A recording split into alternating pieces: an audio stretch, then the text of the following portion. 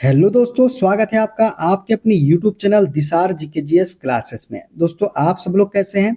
उम्मीद करते हैं आप सब लोग अच्छे होंगे, स्वस्थ होंगे, मस्त होंगे और अपनी तैयारी बेहतरीन तरीके से आप सभी कर रहे होंगे। दोस्तों, हम आपको करवा रहे हैं यूथ जीके बुक 2026 का सॉल्यूशन, जिसमें दोस्तों आज हम आपको एंशिएंट हिस्ट्री का टॉपिक बौद्ध धर्म के जितने भी क्वेश्चन अभी तक रेलवे एग्जाम में पूछे गए हैं और जो इस बुक में दिए गए हैं, सारे क्वेश्चन का सॉल्यूशन हम आपको करवाने वाले हैं। दोस्तों, सभी की हमने प्लेलिस्ट आपके लिए बना दी है। प्लेलिस्ट में जाके आप सारी वीडियो देख सकते हैं। वीडियो अच्छा लगे दोस्तों, वीडियो को लाइक कर दीजिएगा, शेयर कर दीजिएगा, कमेंट कर दीजिएगा। चैनल पे नए हैं, चैनल को सब्सक्राइब करके बेल आइकन को प्रेस कर लीजिएगा। और दोस्तों, हमसे जुड़ने के लिए, क्लास के अपडेट के लिए आप हमारा टेलीग्राम चैनल ज्वाइन कर सकते हैं। टेलीग्राम चैनल का लिंक मैंने डिस्क्रिप्शन बॉक्स में आपको दे दिया है। चलिए दोस्तों, देर ना करते हुए स्टार्ट करते हैं आज का अपना सेशन। दोस्तों, आज हम पढ़ेंगे बौद्ध धर्म के सारे क्वेश्चन। देखते हैं पहला क्वेश्चन।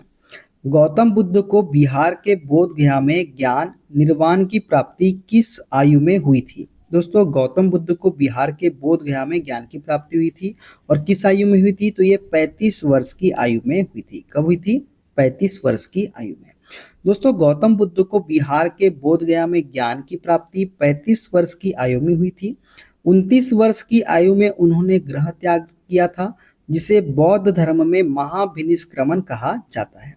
6 वर्षों की कठोर तपस्या के बाद उन्होंने बोध गया में एक पीपल के वृक्ष के नीचे ध्यान करते हुए ज्ञान प्राप्त किया था। इसी के बाद वे बुद्ध कहलाए थे। क्या कहलाए थे?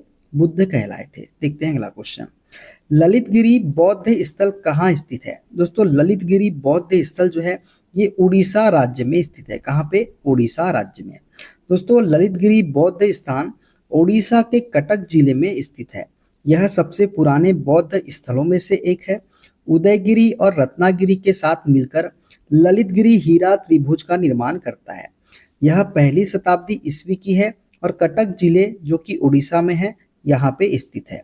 ललितागिरी पहाड़ियों को नीलगिरी के नाम से भी जाना जाता है। किसको? ललितागिरी पहाड़ियों को। देखते हैं अगला क्वेश्चन। बौद्ध वास्तुकला में विहार का प्राथमिक कार्य क्या था? दोस्तों, बौद्ध वास्तुकला में विहार का प्राथमिक कार्य था बौद्ध भिक्षुओं के लिए आवासीय स्थान। ये जो है ये बौद्ध वास्तुकला में विहार का प्राथमिक कार्य था। देखते हैं दोस्तों इसके एक्स्ट्रा फैक्ट के बारे में। तो बौद्ध वास्तुकला में विहार का प्राथमिक कार्य बौद्ध भिक्षुओं के लिए आवासीय सुविधा उपलब्ध कराना था। इन विहारों का निर्माण चट्टानों को काटकर या ईंटों से किया जाता था। इन विहारों में सभा कक्ष, भोजन कक्ष और ध्यान कक्ष होते थे, जिनकी दीवारों पर बुद्ध की आकृतियां बनी होती थी। देखते हैं अगला क्वेश्चन। सांची का महान स्तूप किस धर्म का एक महत्वपूर्ण स्थल है? दोस्तों, सांची का महान स्तूप जो है ये बौद्ध धर्म का एक महत्वपूर्ण स्थल है। दोस्तों, सांची के स्तूप की यदि बात की जाए तो सांची का महान स्तूप मध्य भारत में स्थित एक बौद्ध स्मारक है। यह बौद्धों के लिए एक प्रमुख तीर्थ स्थल है और इसे भारत के सबसे पुराने बौद्ध स्मारकों में से एक माना जाता है। यह मध्य प्रदेश के रायसेन जिले में स्थित है।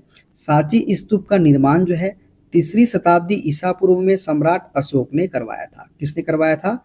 सम्राट अशोक ने। देखते हैं अगला क्वेश्चन। बौद्ध वास्तुकला के संदर्भ में चैत्य क्या है? दोस्तों, बौद्ध वास्तुकला के संदर्भ में चैत्य जो है यह प्रार्थना और सभा के लिए कक्ष होता था। इसे ही क्या कहा जाता था? चैत्य कहा जाता था। दोस्तों, चैत्य और स्तूप बौद्ध धर्म की वास्तुकला के दो प्रमुख घटक है। चैत्य बौद्ध धर्म में प्रार्थना और सभा के लिए कक्ष होते थे, जबकि स्तूप में बौद्ध धर्म के अवशेष रखे जाते थे। देखते हैं अगला क्वेश्चन। बौद्ध धर्म की प्रमुख शाखाएं कौन सी है? तो दोस्तों, बौद्ध धर्म की प्रमुख शाखाएं हैं कौन कौन सी? हीनयान और महायान। हीनयान और महायान जो है दोस्तों ये बौद्ध धर्म की प्रमुख शाखाएं हैं। दोस्तों, बौद्ध धर्म बुद्ध की शिक्षाओं पर आधारित एक भारतीय दार्शनिक परंपरा है। चतुर्थ बौद्ध संगति में बौद्ध धर्म दो संप्रदाय हीनयान और महायान में विभाजित हुआ था। चतुर्थ बौद्ध संगति कुषाण वंश के शासक कनिष्क के शासनकाल में हुआ था। हीनयान बुद्ध की मूल शिक्षा का अनुसरण करते हैं, जबकि महायान जो है ये मूर्ति की पूजा में विश्वास करते हैं। देखते हैं अगला क्वेश्चन। बुद्ध ने अपना प्रथम उपदेश सारनाथ में अपने 5 शिष्यों को दिया था, जिसे डैश कहा जाता है। दोस्तों बुद्ध ने अपना प्रथम उपदेश जो है सारनाथ में दिया था, और कितने शिष्यों की दिया था? 5 शिष्यों को दिया था, जिसे हम धर्म चक्र प्रवर्तन के नाम से जानते हैं। तो ए इसका करेक्ट आंसर हो जाएगा। दोस्तों उरुवेला में ज्ञान प्राप्त करने के बाद गौतम बुद्ध ने अपना पहला उपदेश सारनाथ में 5 ब्राह्मणों को दिया था, जिसे धर्म चक्र प्रवर्तन के नाम से जाना जाता है। बुद्ध ने सर्वाधिक उपदेश कौशल की राजधानी श्रावस्ती में तथा महावीर स्वामी सर्वाधिक उपदेश राजगृह में दिए थे। महावीर स्वामी ने कहाँ पे दिए थे? राजगृह में। और बुद्ध ने सर्वाधिक उपदेश कौशल की राजधानी श्रावस्ती में दिए थे। देखते हैं अगला क्वेश्चन। वैशाली में द्वितीय बौद्ध संगीति डैश द्वारा संचालित की गई थी। दोस्तों वैशाली में हुई थी द्वितीय बौद्ध संगीति, और ये जो है कालाशोक द्वारा संचालित की गई थी। किसके द्वारा? कालाशोक के द्वारा। दोस्तों बौद्ध धर्म और उनकी संगति के बारे में हम सब कुछ एक साथ पढ़ लेते हैं। दोस्तों बौद्ध संगतियाँ, प्रथम संगति जो है दोस्तों, ये महाकश्यप इसके अध्यक्ष थे और अजातशत्रु के शासनकाल में हुई थी। और कहाँ हुई थी? राजगृह में हुई थी। द्वितीय संगति सबाकामी अध्यक्ष थे, कालाशोक शासक थे और वैशाली में हुई थी। तृतीय संगति मोगली पुतत्सिस थे अध्यक्ष, इसके अशोक के शासनकाल में हुई थी। और कहाँ हुई थी? पाटलिपुत्र में हुई थी। चतुर्थ संगति की बात करें तो वसुमित्र अध्यक्ष थे, कनिष्क के शासनकाल में हुई थी। और कहाँ हुई थी? कुंडलवन कश्मीर में हुई थी। देखते हैं अगला क्वेश्चन। थेरी गाथा एक बौद्ध ग्रंथ है जो डैश का हिस्सा है। यह भिक्षुनियों द्वारा रचित छंदों का संग्रह है। दोस्तों थेरी गाथा जो है एक बौद्ध ग्रंथ है जो किसका हिस्सा है? सुत्त पिटक का हिस्सा है। किसका? सुत्त पिटक का। और यह भिक्षुनियों द्वारा रचित छंदों का संग्रह है। दोस्तों थेरी गाथा की बात करें तो थेरी गाथा एक बौद्ध ग्रंथ है जो सुत्त पिटक के खुद्दक निकाय का हिस्सा है, जिसमें 15 लघु ग्रंथ है। यह स्थाविर भिक्षुनियों द्वारा रचित छंदों का संग्रह है। इनमें कुल 73 गीतों तथा 522 कविताओं का संग्रह है। थेरी शब्द का अर्थ महिला बुजुर्ग, जबकि गाथा का अर्थ गीत या छंद की शैली है। बुद्ध के निधन के कुछ समय बाद संकलित ये कविताएं बौद्ध धर्म में महिलाओं के धार्मिक अनुभवों का सबसे पुराना प्रमाण है। देखते हैं अगला क्वेश्चन। 3 पिटकों में से अभिधम्म पिटक डैश से संबंधित है। दोस्तों 3 पिटकों में से अभिधम्म पिटक जो है ये दार्शनिक मामलों से संबंधित है। किससे? दार्शनिक मामलों से। दोस्तों अभिधम्म पिटक में बौद्ध मतों की दार्शनिक व्याख्या की गई है। किसकी? बौद्ध मतों की। इस पिटक का संकलन अशोक के समय में हुए तृतीय बौद्ध संगीति में मोगाली पुतत्सिस ने किया था। ये हीनयानी थे। अभिधम्म पिटक में कुल 7 ग्रंथ सम्मिलित है। उन्हें सप्त प्रकरण कहा जाता है। ठीक है, कौन कौन से 7 है? धम्म संगिनी, विभंग, धातु कथा, पुगल पंगति, कथावत्थु, यमक और पठान, जिसमें सबसे महत्वपूर्ण ग्रंथ कथावत्थु है, जिसकी रचना स्वयं मोगली पुत्ततिस ने की थी। किसने की थी? मोगली पुत्ततिस ने। ठीक है, देखते हैं अगला क्वेश्चन। अभिधम्म पिटक निम्न में से किस क्षेत्र का गहन अन्वेषण करता है?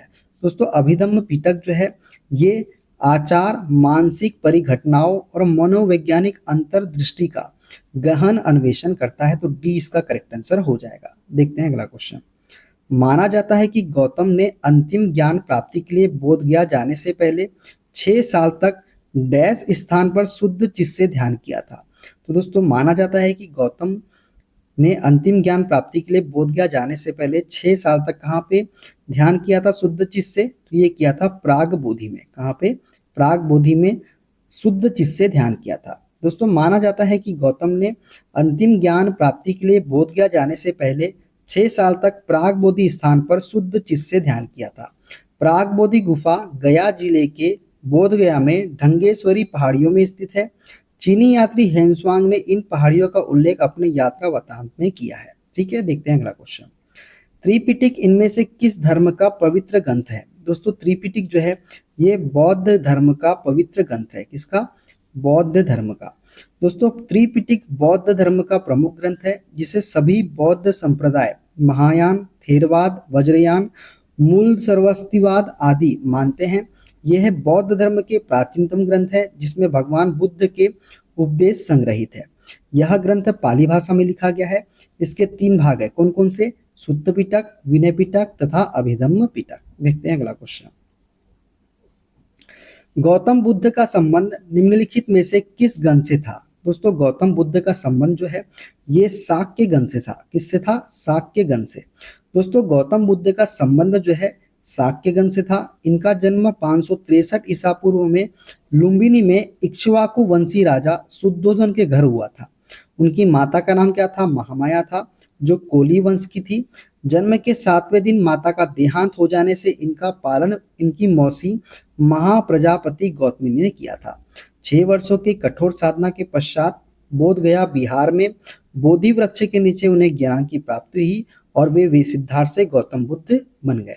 देखते हैं अगला क्वेश्चन। गौतम बुद्ध ने अपना पहला उपदेश कहाँ दिया था? दोस्तों गौतम बुद्ध ने अपना पहला उपदेश दिया था सारनाथ में। कहाँ पे? सारनाथ में। दोस्तों ऋषिपतन या सारनाथ जो कि वाराणसी उत्तर प्रदेश में, गौतम बुद्ध ने अपना पहला उपदेश 5 पुराने साथियों को दिया था। गौतम बुद्ध का प्रथम उपदेश बौद्ध धर्म में धर्म चक्र प्रवर्तन के नाम से जाना जाता है। देखते हैं अगला क्वेश्चन। गौतम बुद्ध को ज्ञान की प्राप्ति निम्न में से किस शहर में हुई थी? दोस्तों गौतम बुद्ध को ज्ञान की प्राप्ति जो हुई थी ये बोध गया में हुई थी। कहाँ पे? बोध गया में। दोस्तों बौद्ध धर्म के संस्थापक कौन थे? गौतम बुद्ध, जिनका जन्म 563 ईसा पूर्व कपिल वस्तु के निकट लुम्बिनी नामक ग्राम में हुआ था। 29 वर्ष की अवस्था में सत्य की खोज व ज्ञान प्राप्ति हेतु गृह त्याग देने के पश्चात इन्हें 35 वर्ष की अवस्था में वैशाख पूर्णिमा की रात बोध गया बिहार में निरंजना नदी, जिसे हम फाल्गुनी नदी भी कहते हैं, पीपल वृक्ष के नीचे ज्ञान की प्राप्ति हुई थी। तत्पश्चात वे क्या कहलाए थे? तो तत्पश्चात वे बुद्ध कहलाए। इनके बचपन का नाम सिद्धार्थ, माता का नाम महामाया तथा पिता का नाम शुद्धोधन था। गौतम बुद्ध की 483 ईसा पूर्व में 80 वर्ष की आयु में कुशीनगर में देहांत हुआ था, जिसे हम महापरिनिर्वाण के नाम से जानते हैं। देखते हैं अगला क्वेश्चन।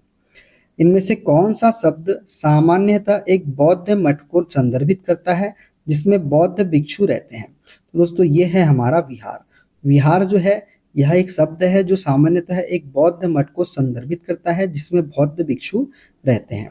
दोस्तों बौद्ध मतानुयायियों के मठों को विहार कहा गया है। विहार में बुद्ध प्रतिमा होती है जहां बौद्ध भिक्षु निवास करते हैं। बौद्ध धर्म में पूजा के निमित्त जिन गुफाओं का निर्माण किया गया था उसे हम क्या बोलते हैं? चैत्य कहते हैं। देखते हैं अगला क्वेश्चन। सुत्त पिटक के संदर्भ में निम्न में से कौन सा कथन सही है? दोस्तों सुत्त पिटक के संदर्भ में जो सही कथन है वो है हमारा ऑप्शन नंबर बी। यह मगध के शासक और बुद्ध के बीच की बातचीत से संबंधित है, तो ये हमारा सत्य कथन हो जाएगा। ठीक है दोस्तों विनय पिटक, सुत्त पिटक व अभिधम्म पिटक बौद्ध धर्म के त्रिपिटक कहलाते हैं। इन तीनों पिटकों की भाषा पाली है।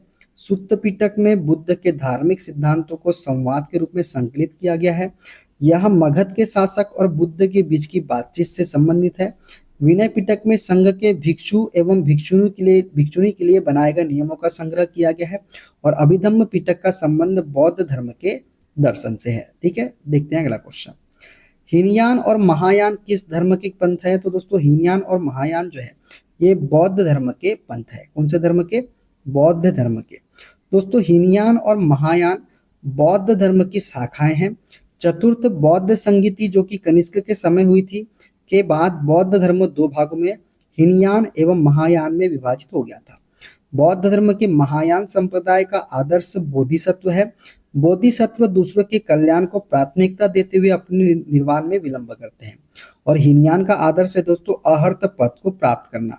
जो व्यक्ति अपनी साधना से निर्वाण की प्राप्ति करते हैं उन्हें ही अहर्त कहा जाता है। देखते हैं अगला क्वेश्चन। सिंह चतुर्मुख स्तंभ कहाँ स्थित है? दोस्तों सिंह चतुर्मुख स्तंभ जो है ये सारनाथ में स्थित है। कहाँ पे? सारनाथ में। महात्मा बुद्ध ने ज्ञान प्राप्ति के बाद अपना पहला उपदेश सारनाथ में दिया था, जिसे धर्म चक्र प्रवर्तन कहा जाता है। जैन ग्रंथों में सारनाथ को सिंहपुर कहा गया है। सारनाथ में अशोक का सिंह चतुर्भुज स्तंभ, बुद्ध का मंदिर, धम्मिक स्तूप, चौखंडी स्तूप, सारनाथ का वस्तु संग्रहालय और मूल गंध कुटी आदि दर्शनीय स्थल है। कहाँ पे? सारनाथ में। देखते हैं अगला क्वेश्चन। बोधिसत्व की अवधारणा इनमें से किससे संबंधित है? दोस्तों बोधिसत्व की अवधारणा जो है ये महायान बौद्ध धर्म से संबंधित है। दोस्तों बोधिसत्व बौद्ध मत के महायान संप्रदाय का आदर्श एवं केंद्रीय संकल्पना है। पारंपरिक रूप से महान दया से प्रेरित बोधिचित्त जनित सभी संवेदनशील प्राणियों को लाभ के लिए सहज इच्छा से बुद्धत्व प्राप्त करने वाले को हम क्या बोलते हैं? बोधिसत्व माना जाता है। देखते हैं अगला क्वेश्चन। विनय और सुत्त पिटक इनमें से किसकी भी शिक्षाओं के संकलन है? तो विनय और सुत्त पिटक जो है दोस्तों, ये गौतम बुद्ध की शिक्षाओं के संकलन है। दोस्तों त्रिपिटक बौद्ध ग्रंथों में सर्वाधिक महत्वपूर्ण है। बुद्ध की मृत्यु के बाद उनकी शिक्षाओं को संकलित कर 3 भागों में बांटा गया। इन्हीं को हम क्या बोलते हैं? त्रिपिटक कहते हैं। ये कौन कौन से हैं? तो विनय पिटक संघ संबंधी नियम तथा आचार की शिक्षाएं इसी में है। सुत्त पिटक में धार्मिक सिद्धांत तथा अभिधम्म पिटक में दार्शनिक सिद्धांत के रूप में हमें मिलते हैं।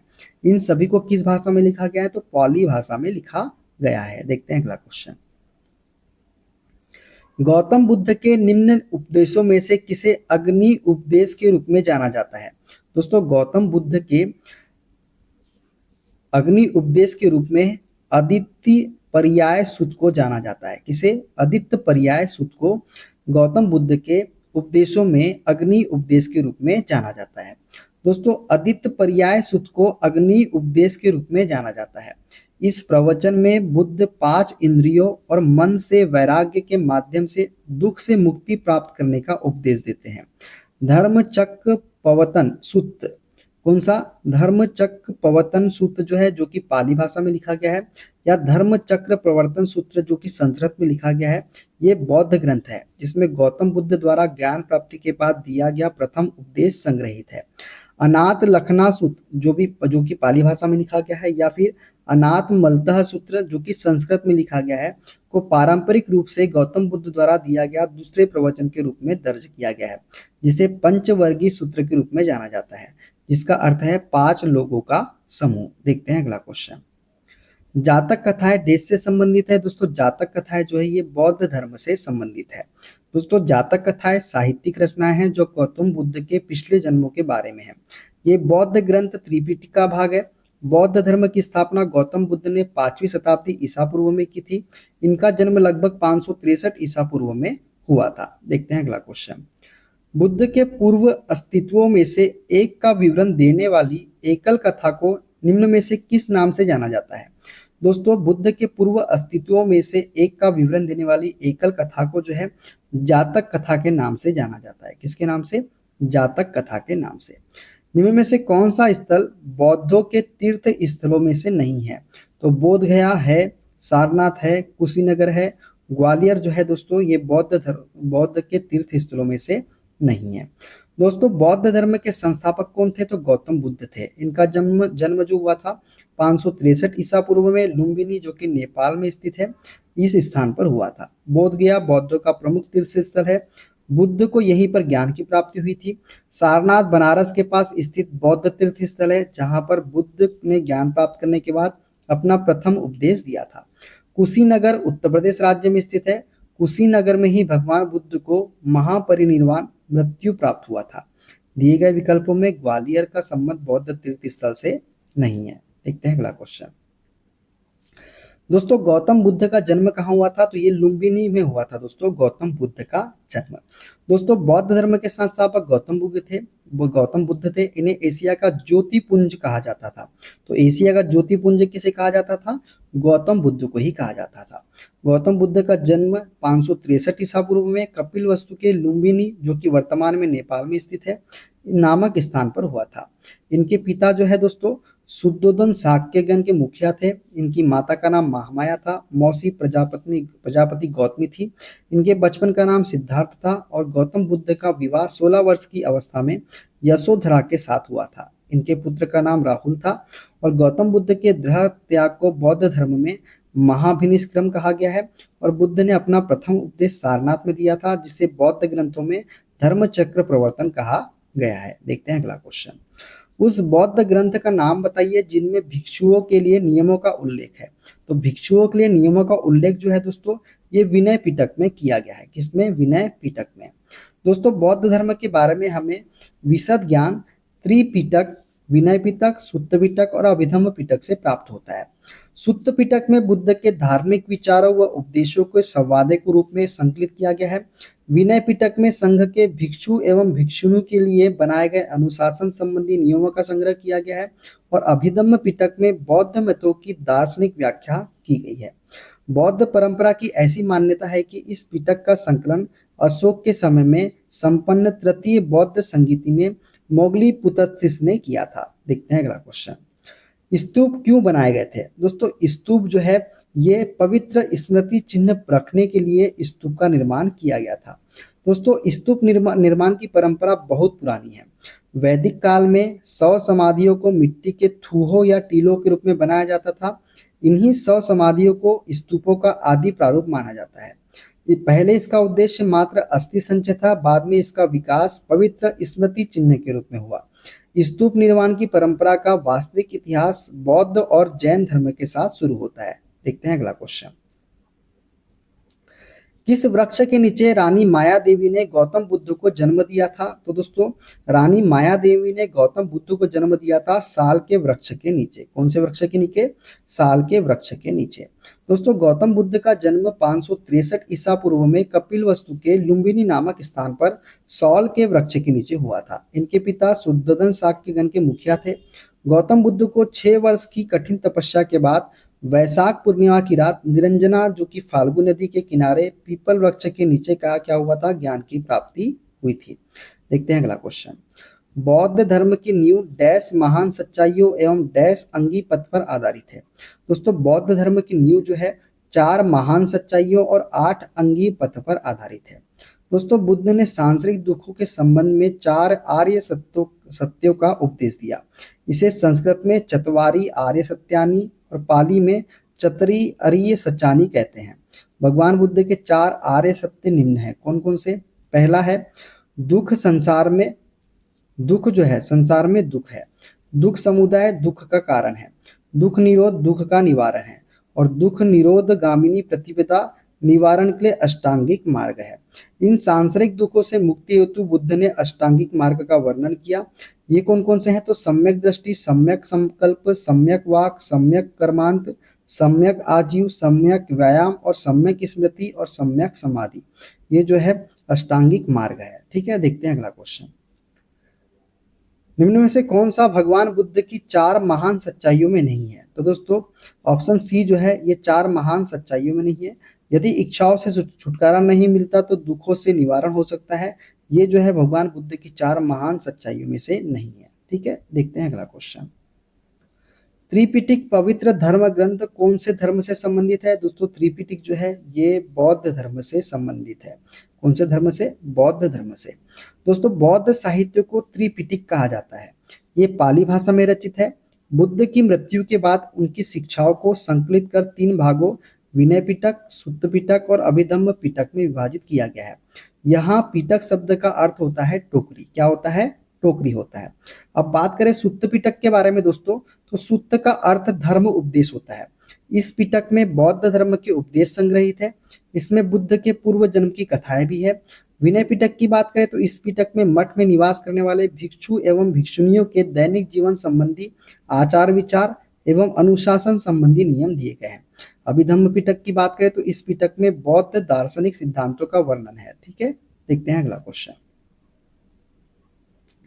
बौद्ध ग्रंथों का अध्ययन करने के लिए विजयवाड़ा में कौन सा चीनी विद्वान रहा था? दोस्तों बौद्ध ग्रंथों का अध्ययन करने के लिए विजयवाड़ा में जो चीनी यात्री रहा था वो था हमारे जुआनजोंग। जुआनजोंग इसका करेक्ट आंसर हो जाएगा। ठीक है दोस्तों, बौद्ध ग्रंथों का अध्ययन करने के लिए विजयवाड़ा में जुआनजोंग नामक चीनी विद्वान रहता था। चीनी बौद्ध धर्म की चीनी शाखा है। बौद्ध धर्म की परंपराओं ने 2000 वर्षों तक चीनी संस्कृति एवं सभ्यता पर गहरा प्रभाव छोड़ा। यह बौद्ध परंपराएं चीनी कला, राजनीति, साहित्य, दर्शन तथा चिकित्सा में देखी जा सकती है। दुनिया की 65% से अधिक बौद्ध आबादी चीन में रहती है। इन्हीं कारणों से चीन के विद्वान भारत में आकर यहाँ के बौद्ध ग्रंथों का अध्ययन करते थे तथा यहाँ के विचारों एवं मूल्यों को चीन में बौद्ध धर्म के लोग आत्मसात कर लेते थे। देखते हैं अगला क्वेश्चन। बोध गया किस भारतीय राज्य में स्थित है? दोस्तों बोध गया जो है ये बिहार राज्य में स्थित है। कौन से राज्य में? बिहार राज्य में। गौतम बुद्ध ने अपने उपदेशों में जन साधारण की भाषा का प्रयोग किया था। तो दोस्तों गौतम बुद्ध ने अपने उपदेशों में जो है पाली भाषा का प्रयोग किया था। कौन सी भाषा का? पाली भाषा का। जातक कथाओं में डैश के जन्म और उनके पूर्व जीवन का वर्णन मिलता है। तो दोस्तों जातक कथाओं में जो है भगवान बुद्ध के जन्म और उनके पूर्व जीवन का वर्णन हमको मिलता है। ठीक है दोस्तों जातक कथाएं भगवान बुद्ध के पूर्व जन्मों की कहानियां हैं, जिन्हें बौद्ध धर्म के सभी मतों में संरक्षित किया गया है। यह जातक कथाएं सुत्त पिटक के खुद्दक निकाय में वर्णित है। कौन से निकाय में? खुद्दक निकाय में। यह कथाएं व्यक्ति को नैतिकता, सत्य, धर्म, प्रेम तथा भाईचारे का संदेश देती है। देखते हैं अगला क्वेश्चन। जैन धर्म और बौद्ध धर्म के उदय में भारत में ईसा पूर्व 10 शताब्दी में धार्मिक अशांति देखी गई थी।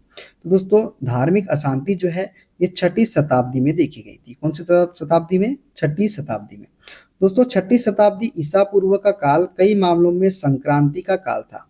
इस काल में मगध साम्राज्य की स्थापना होती है, द्वितीय नगरीकरण घटित होता है तथा वैदिक धर्म की बढ़ती रूढ़िवादिता, कट्टरता व शूद्रों में असंतोष ने कई धर्मों को जन्म दिया, जिनमें जैन व बौद्ध धर्म प्रमुख थे। देखते हैं अगला क्वेश्चन। गौतम बुद्ध की माँ का नाम क्या था? तो दोस्तों गौतम बुद्ध की माँ का नाम था क्या? ये था माया। माया देवी जो है गौतम बुद्ध की माता का नाम था। गौतम बुद्ध की माता का नाम माया देवी था, जो कोली गणराज्य की राजकुमारी थी। इनका विवाह शाक्य कुल के मुखिया शुद्धोधन के साथ हुआ था। बुद्ध के जन्म के 7 दिन पश्चात ही इनका निधन हो गया था। इनकी मृत्यु के बाद प्रजापति गौतमी ने बुद्ध का पालन पोषण किया था। देखते हैं अगला क्वेश्चन। डैश वास्तुकला में मुख्य रूप से चैत्य, विहार, स्तूप और स्तंभ होते हैं।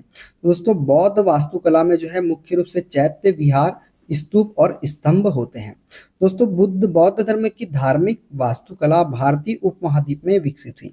शुरुआती बौद्ध धर्म के धार्मिक वास्तुकला से निम्न प्रकार के ढांचे जुड़े हुए हैं। एक तो मठ, विहार, अवशेष, स्तूप एवं मंदिर या प्रार्थना कक्ष जिसे हम चैत्य बोलते हैं, एवं स्तंभ। चैत्य बौद्ध पूजा स्थल है, जबकि विहार बौद्ध भिक्षुओं का निवास स्थल होता है। स्तूपों का निर्माण का उद्देश्य गौतम बुद्ध के अवशेषों की पूजा व सुरक्षा थी। बौद्ध मठ, विहार का तात्पर्य उस जगह से है जहां बौद्ध धर्म के गुरु अपने शिष्यों को शिक्षा, उपदेश आदि देते हैं। बोध गया में स्थित महाबोधि मंदिर बौद्ध मठ का एक उदाहरण है। ठीक है, देखते हैं अगला क्वेश्चन। बौद्ध तीर्थ स्थान दात का मंदिर यहाँ स्थित है। दोस्तों दात का मंदिर जो है ये श्रीलंका में स्थित है। बौद्ध तीर्थ स्थान है दोस्तों दात का मंदिर, जो कि श्रीलंका के कैंडी शहर में स्थित है। कैंडी के पूर्व राजशाही के शाही महल परिसर में स्थित इस मंदिर में महात्मा बुद्ध के दांत रखे गए थे।